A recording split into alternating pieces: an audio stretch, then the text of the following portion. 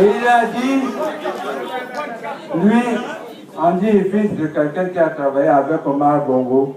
Il est pour le dialogue, c'est pour cela qu'il reconnaît qu'il y a une crise profonde au Gabon qui ne peut être résolue que par une conférence nationale.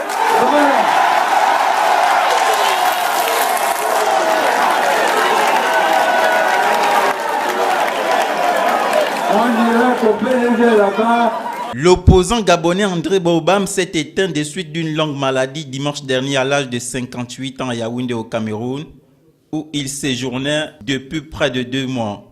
Ancien docteur en sciences politiques, André Baobam était un natif de Médouneux dans le Haut-Komo après avoir été l'un des principaux animateurs de l'opposition gabonaise à Paris. Il a intégré dès l'âge de 27 ans le cabinet du défunt président Omar Bongo Ondimba. À 33 ans, il a fait sa première entrée au gouvernement au titre de ministre de l'Agriculture.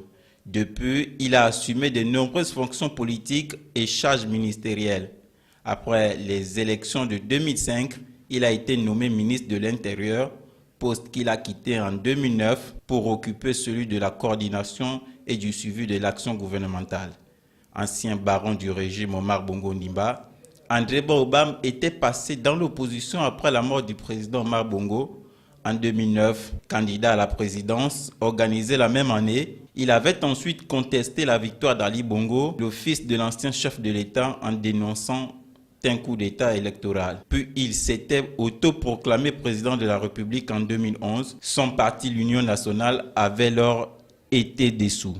Mais peu à peu, son état de santé se dégrade et il est contraint de se retirer de la politique, notamment en 2013, où il quitte le Gabon pour pouvoir se soigner en Tunisie. Il se rend par la suite à Niamey, la capitale du Niger, avant de se poser il y a quelques semaines à Yaoundé. Son décès porte un grand coup à l'opposition gabonaise.